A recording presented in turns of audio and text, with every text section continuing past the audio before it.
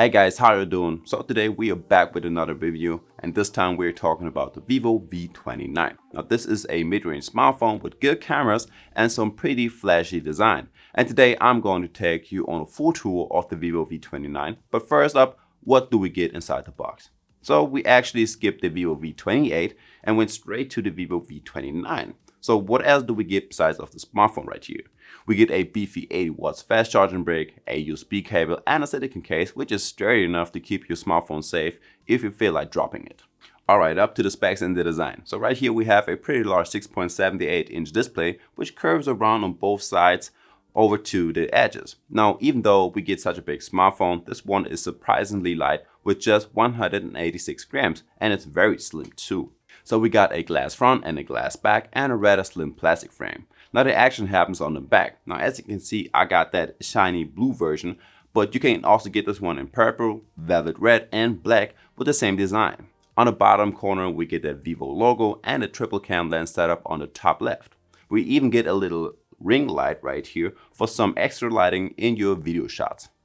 Now, as I said, we got a 6.78-inch AMOLED display with HDR10 plus resolution, and it has a 120Hz display, which makes watching your videos, animes, and Netflix series on your phone a pleasant experience. You have poppy colors, good contrast thanks to the AMOLED display, and this phone gets pretty bright if you slide the slider all the way up to the right. Even in the brightest sunny conditions, you can still see all of the action that is happening on your screen. I'm also very happy that even though you have that curved display, you can still have a very close grip and still swipe around on the screen without a problem, so the screen responsiveness isn't bothered at all.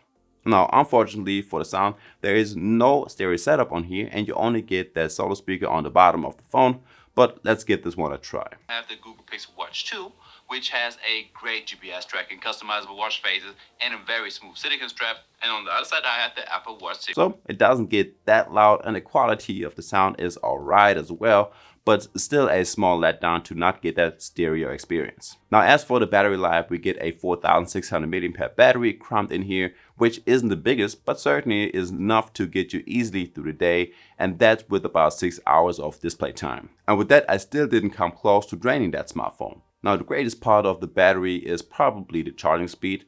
With the 80 watts fast charging brick, you will get to 50% in just about 15 to 20 minutes, which is super fast and enough to get you through the day. The only bad thing is that we don't get wireless charging. Alright, up to the features. On the Vivo V29, we got Fun Touch OS 13 based on Android 13, but everything looks pretty familiar.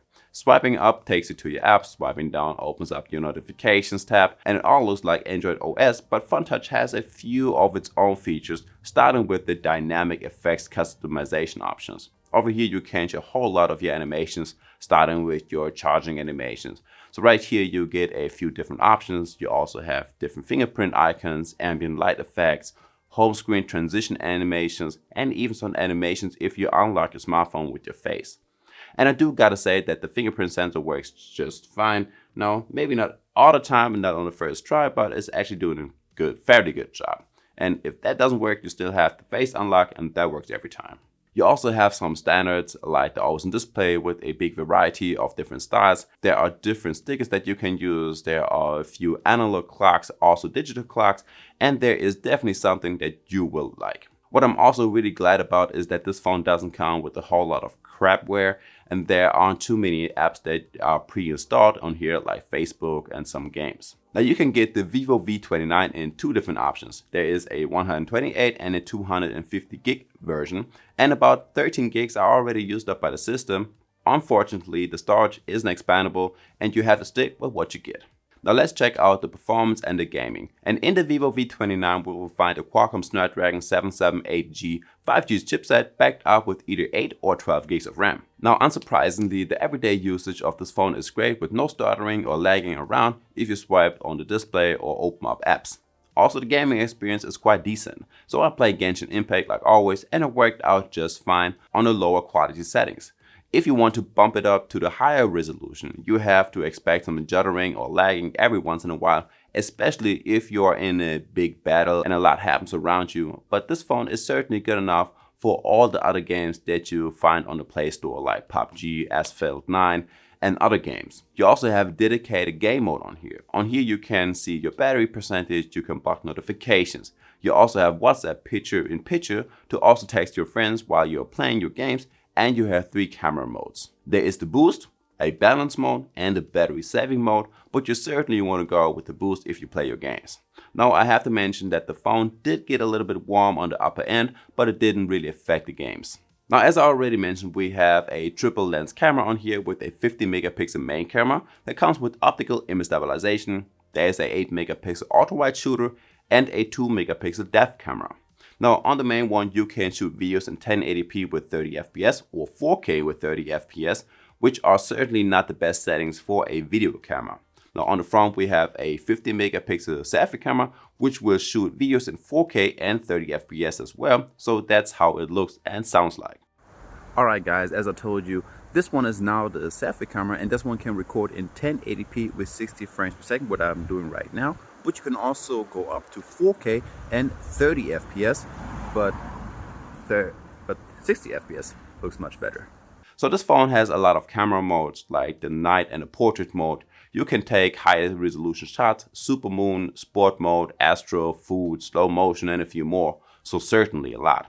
Now the pictures that I took with the main camera look pretty good in my opinion. The more colorful the objects are, the better the pictures get. For example, if you take pictures of flowers, you get some good detail and sharp pictures as long as you have decent lighting.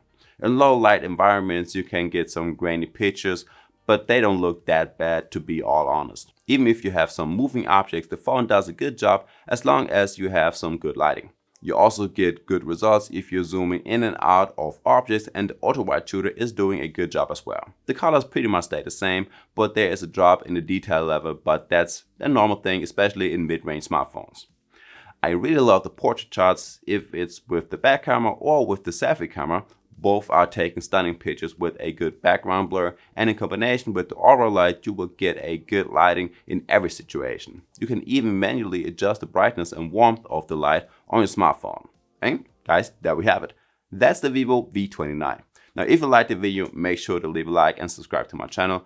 And I guess with that one being said, I will see you in the next one. Peace.